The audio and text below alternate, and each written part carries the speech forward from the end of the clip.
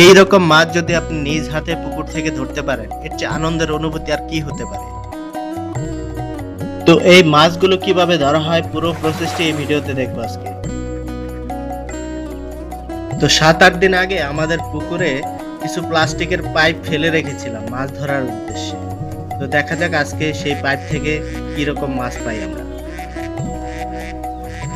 আমাদের বাড়িতে অনেকগুলো হাঁস রয়েছে, হাঁসগুলো খাবার খেয়ে আবার পুকুরে নেমে যাচ্ছে।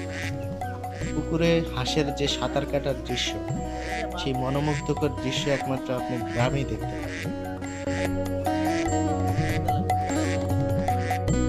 তো আমি আর আমার আব্বু পাইপগুলো খুব মনোযোগ দিয়ে খুঁজতেছিলাম।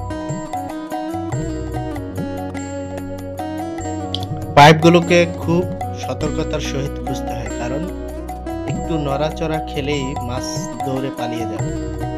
সুতরাং আমি আর আমার আব্বু খুব সতর্কতার সহিত পাইপগুলোকে খুঁজতেছিলাম। পাইপ খুঁজে পাওয়ার পরে প্রথম কাজ হচ্ছে পাইপের দুই পাশ জাল দিয়ে আটকে দেওয়া, যাতে করে ভিতরের মাছ বাইরে বেরিয়ে যেতে না পারে। এরপরে পাইপগুলো পানির নিচের অংশ থেকে উপরে তুলে খুব সতর্কতার সহিত জালগুলো আটকে রেখে এক কাত করলেই বোঝা যায় আসলে কি পরিমাণে মাছ আছে ভিতরে।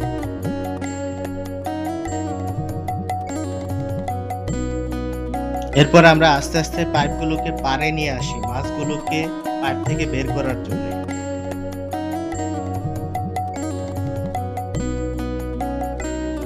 পাড়ে নিয়ে আসার পরে মা একটি ট্রে নিয়ে আসে মাছগুলো রাখার জন্য।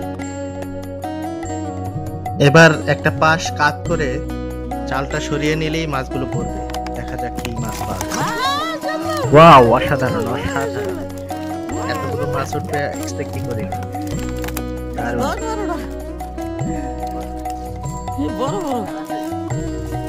মাছ ধরার মধ্যে যে একটা অনবল আনন্দ রয়েছে, সেই অনুভূতিকে আপনি অন্য কোনো কিছুর সাথে তুলনা করতে পারবেন না।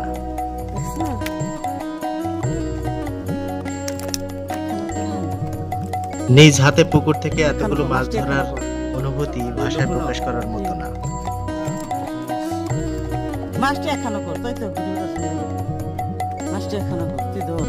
এইরকম মাছ ধরার ভিডিও আরো দেখতে চাইলে সেটি কমেন্ট করে জানিয়ে দিন, আর ভিডিওটি ভালো লাগলে শেয়ার করে দিন। ধন্যবাদ।